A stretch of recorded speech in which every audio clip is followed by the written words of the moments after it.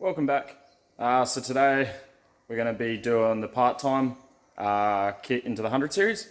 I've already pulled it out. I had to do the seal in behind the back of the gearbox. It was leaking out the back, so I had to put a new seal in.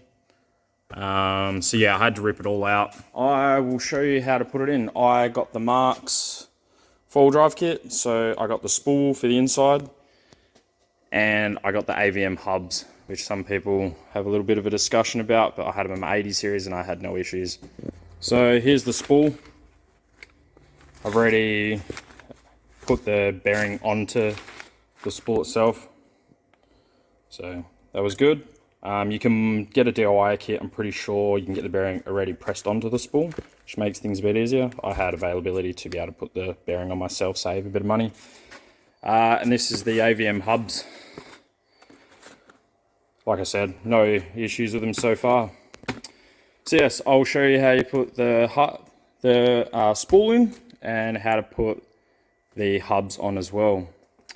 So to begin with, you need to take this first outer casing off. There's a heap of bolts all the way around. I'll get those off and I'll show you the next step. So all the bolts are undone.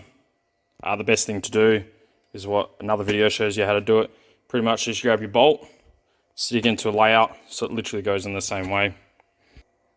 Alright, once you got your bolts all out, we'll pry bar this cover off. You can pry off, there's one there, and I'm pretty sure there's one over the other side here as well. And probably one up here if you want to tap it that way. You've got to be really careful. Make sure you use a soft face if you can. Alright, once you pried it off, get a nice gap all the way around, and this should just come off. When you do it, obviously that's your spool inside there. There's a shim right here. Just make sure that goes in the same spot.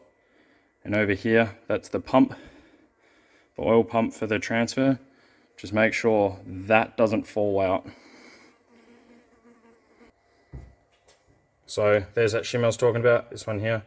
Just make sure that stays with that one. This is the gear. Make sure that stays in the right spot for when you want to put it back on the other side. And also, there's a shim here as well, as you can see. So you want to leave those in that spot for now. Also, there is another shim just here as well, on the other side of this bearing. Alright, so I've chucked that other ring on top of the other one so it all stays there together.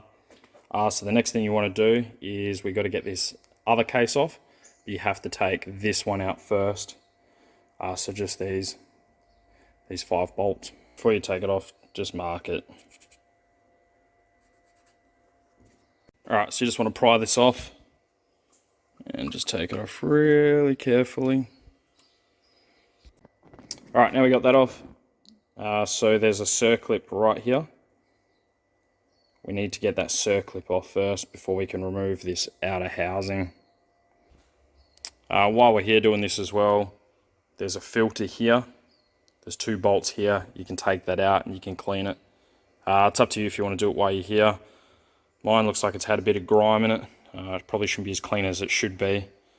We'll give it a bit of a clean up as we go through. But yeah, I'll probably pull mine out and clean it while I'm here. Yep, so just with your circlip pliers, just pop it out. Once you got that done, now we can get this final casing off. Just a heap of bolts around the outside. Just do the same thing as what we've done. Just put in a cardboard mark. It just makes it easier to put it together. You don't have to, but you're just kind of guessing what bolts go where. They're kind of different lengths where they go. So we'll get that off now and I'll show you where the spool is. Alright, so all the bolts are out. Another piece of cardboard. So now there's a couple of pry points on this as well. There's one up here, there's one down the side. So we'll pry that off now and pull it out. When we do it, just got to make sure this stays with the other side of the gearbox because we've taken that circlip off. That should press past this. Alright, so we got the front casing off. This ended up just coming with that side of it. So if either yours stays in or it comes out, it doesn't really matter. The other videos I've watched of the instructions of watching this, they say remove the circlip, but this just come out, so you potentially don't even need to take the circlip out. That's the spool. That's what we are pulling out. The new bearing we'll be putting on ours. While we're here, and I'll probably be doing it as well, is replacing the output shaft seal. If it's anything like the seal that was in the back of my gearbox, she was pretty brittle. The spring was missing, so she wasn't really doing her job anymore. But I'll be giving this all a clean up before I put it back together. So yeah, let's start getting this spool out. So all we should have to do is take out all these bolts that are all the way around. I'll take that off, I'll pull the spool out, I'll put it on the bench, and then I'll show you where we go from there. So yep, I took this out of here. I want to clean this up on the back side. Also, as I said, I want to do that seal as well. So yeah, that definitely should come out either way you do it. You might just have to tap it as you're pulling it out. If it's in part of the car, the bottom side should hold it in there for you anyway. All right, rattle gun them out. They should be all loose now. We'll undo all these and we'll take the spool off. All right, so all the bolts are out, and this should just come out like that. Chuck it down. All right, so now once we got that out, that's pretty much disappearing. This, we have to pull both these teeth out, plus this arm. And once we rip that out, like yay, chuck it down here. And then that pretty much stays like that. We'll clean that face up and we can install our new spool onto that. All right, now we got that all clean. I got my new spool. So we can that will pretty much just drop straight in here now. Just line your holes up with those holes and you should be good to go. All right, just tap them in place. It should pretty much, you'll feel it bottom out. And now we can just grab our bolts, just give them a quick clean and stick them back in. We've still got the bolts just half sitting in. I'll just get a rattle gun, I'll flush them up, and then I will get the torque wrench and I'll torque them up. So torqued up the 12 bolts as per OEM. It recommends to do 88 Newton meters. So set it up, I just did the first pass at 40, just got them all sweet, and then did the final pass at 80. At this point, just make sure you follow the Toyota manual and use Loctite on all the bolts before you torque them up. The best thing to do is just get something like this, put it between the two bolts while you torque it up, otherwise it'll just keep spinning on you. So the next thing we need to do now is I need to clean all this up. I will change that seal as well. And then we just need to put our new outer race into this. So the best way to do it, just make sure you put a rag inside all the way around. Just saves you trying to clean it out and stops all the debris going. I picked up this scraper, pretty much just a razor blade, and you can go all the way around, clean up, get 99% of it off, and then come around with some wax and grease remover, and that'll get rid of the rest of this. Otherwise you can get like a scouring brush or something, but the rest of this will just come off with wax and grease remover. Get it all nice and clean on that side, and then you'll have to clean the other side of this. So we've finished cleaning up the first part. That's all nice and clean. Just waiting on a seal still, so I'll have to get that back tomorrow. But we'll have to clean this one up. I'm going to degrease all this out. I'll drop the other bearing outer race out as well. Just make sure which way it goes into the hole before you back it back together. The easiest way I found to clean it is just get a drill, wire wheel, and just wire it all the way around. Once you've got all the silicone off and got the faces as clean as you can, so I'm obviously going to clean mine. Mine's got a bit of grime in it. I'll just get a bucket and some petrol and get a brush, and you can pretty much just grab it and just clean it. Make it all nice and clean, and then just get the compressed air to dry it off, get everything out of it, make sure there's no residue, nothing in there, nice and clean, and then wrap it in towel until you're ready to assemble it. So just get in there, clean it all off. It'll slowly come off. You just keep going. Yours probably will be nowhere near as bad as this. You definitely don't have to do this. Just while I'm here, I'm going to clean it up and get the best I can. Got the compressed air, cleaned it all down. All the faces are nice and clean.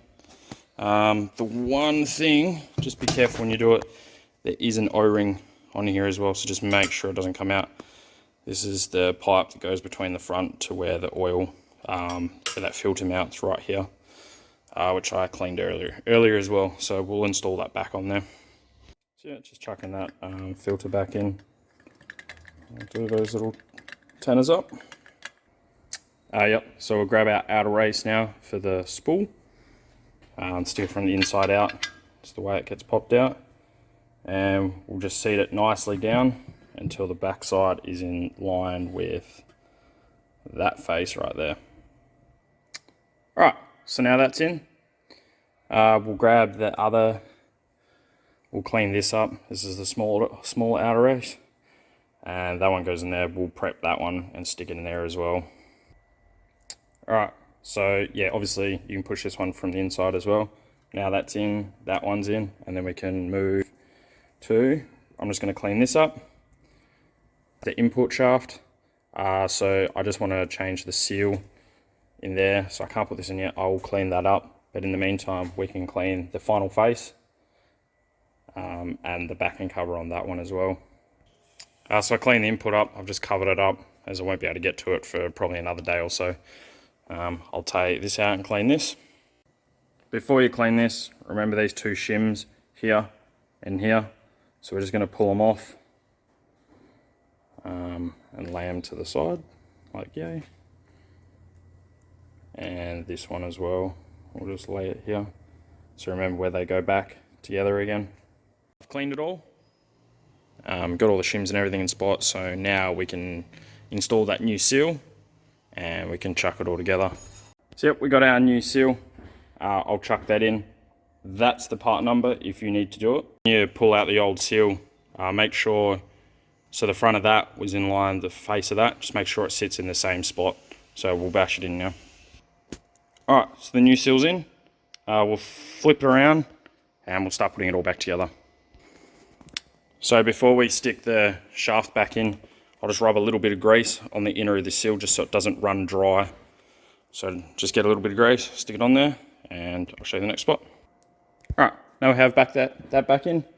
Now we can grab this case and we'll put it on the front. We'll put a little bit of grease on here, being a fresh bearing. There's no oil in there yet, you don't want to spin it dry. Alright, so we'll put a bead of silicone all the way around on this face. I'm just using the Loctite grey. There's a heap of different ones you can use. Alright, we'll chuck that on now, and then we'll chuck that case back. Alright, so you don't have to get carried away with it, just enough so it seals. It will squeeze up, it'll tighten right up. Alright, let's chuck it on. Alright, should slide on quite nicely. Let's give it a tap. This bearing will have to drop inside this housing, the outer race, make sure this sits in there nicely, and this one as well. And we'll chuck the bolts in, we'll flush it up. Alright, so I just tapped it on. We can stick all the bolts back in now, and we'll chuck this. Once it's down, we'll get this circlip and put it in here. So how I had labelled out before in the cardboard, just grab your bolts and you can stick them in all the way around. Alright, I'll chuck them in.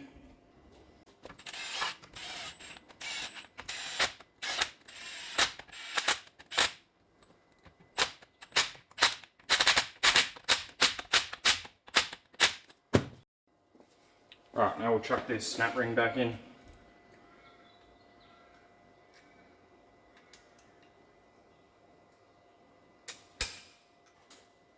Like so. Make sure it's home. And make sure it's at home. Cool. Now we'll get this other face sorted. We'll chuck it on here. You got these shims that we have to chuck in. You just put a little bit of grease on them. On this side it'll stick. You can either do it that side or this side, and then we'll put the cover on. We'll chuck this flange on first though. Alright, we'll chuck some sealant on this face.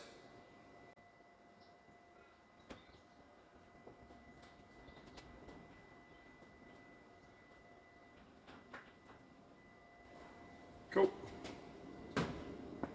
Now we can chuck this cover on. From the mark we did to the mark we got here, just make sure it goes the same way.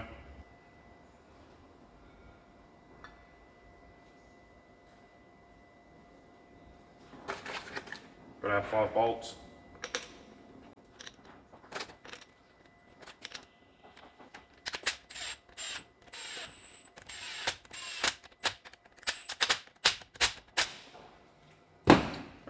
Now we got that face on. Alright, we'll torque up all these bolts. Should be 36 newtons.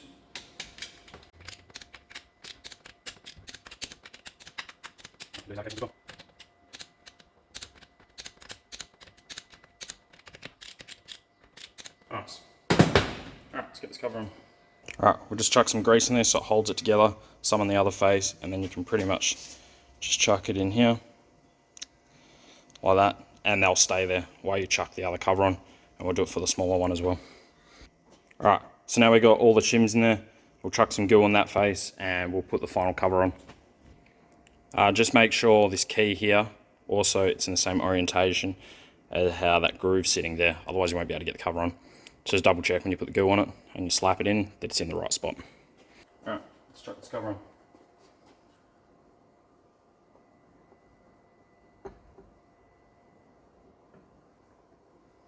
Alright, now we'll chuck all our bolts in.